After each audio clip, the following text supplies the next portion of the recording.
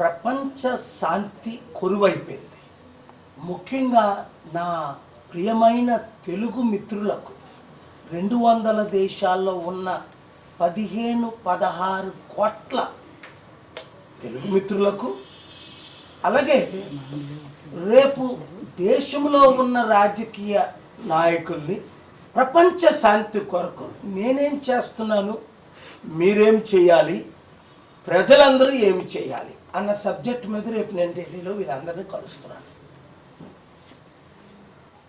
జనవరి 15న American cancer సెనెట్లో నేను ఇచ్చిన సందేశం, నేను చేసిన ప్రార్థన ఎంత చక్కగా అక్కడ అందరూ రిసీవ్ చేసుకున్నారంటే నేనే షాక్ అయ్యాను.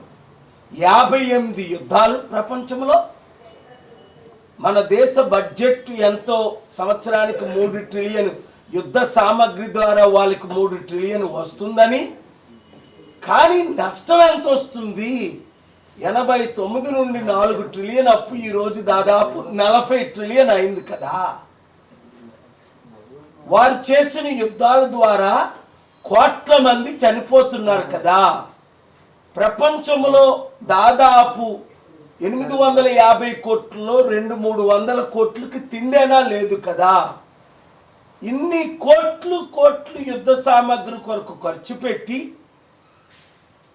అలాగే China, Russia, India, Pakistan, north Korea తిండి పెట్టలేకపోతున్నారు. కానీ జర్మనీ, యూకే, ఫ్రాన్స్ యుద్ధ సామాగ్రి కొరకు ఎంత డబ్బు వేస్ట్ చేస్తున్నారు. నేను శాంతి దూతగా ఉంటానని చెప్పి మాటిచ్చి కాలబేరం పెట్టుకున్న ట్రంప్కి మరలా నేను మద్దతు ఇచ్చి 2024లో ఇప్పుడు యుద్ధాలకి నాయకుడైన ప్రెసిడెంట్ అయ్యాడు. వెనజువెలాలో చేసిన దాడిని ఖండించాను. అలాగా ఈ విధంగా ట్రంప్, ఈ విధంగా ప్రధానమంత్రి మోదీ నోరు మూసుకొని ఉంటే ప్రపంచంలో యుద్ధాలు ఎక్కువైపోతున్నాయని వాళ్ళకి నేను చెప్పినది. అయితే మీరేం చేయాలి ప్రజలారా? 1, ప్రార్థించాలి. యుద్ధాలు ఆగాలని సరిపోదు ప్రార్థన మాత్రమే అయితే. 2, ప్రకటించాలి. Each one reach 10, each one reach 100. అందుకనే ఫిబ్రవరి 22న ఆదివారం సాయంత్రం 6 గంటలకు చెన్నై, మద్రాసులో ప్రపంచ శాంతి సభ ఎప్పుడు ఎవరు కని విని ఎరగనంతగా పెడుతున్నాం. దానికి అన్ని పార్టీలు మద్దతు ఇస్తున్నాయి, పార్టీలకు, కులాలకు, మతాలకు అతీతంగా. సో మీరు ఆ శాంతి సభకు రావడానికి ప్రయత్నం చేయండి.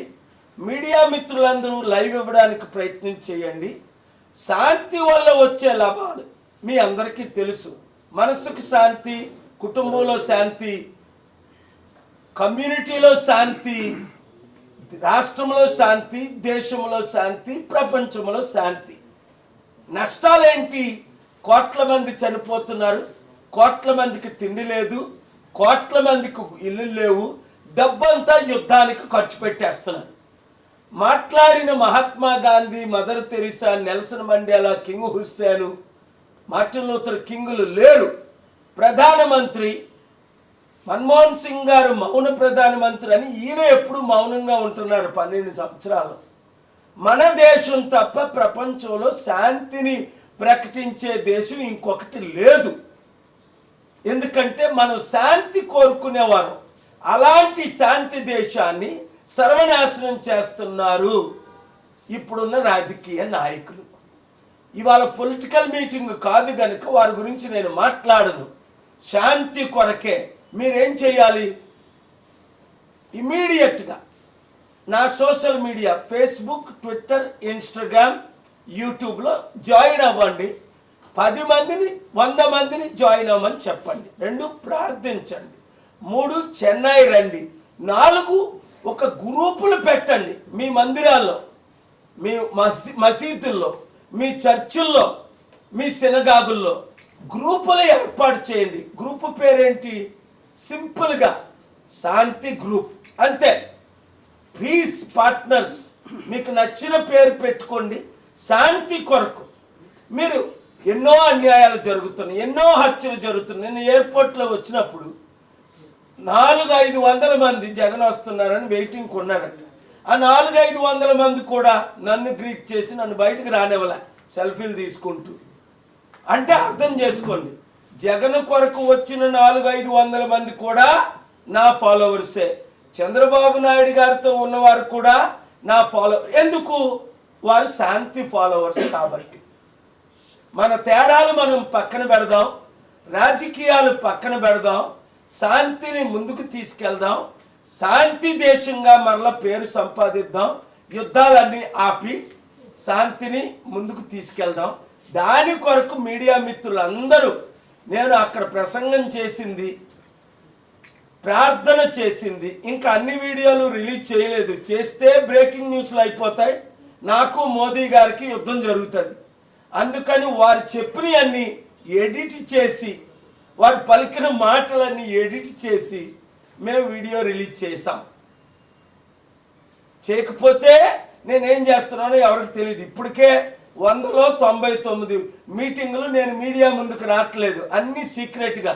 ఎవరిని కలుస్తున్నాం, ఏం చేస్తున్నాం, ఎందుకు అంటే మీడియాలో మీరు చిత్తశుద్ధితో ప్రకటించిన దాన్ని రాజకీయ నాయకులు కుట్రతో నన్ను ఆపుతున్నారు.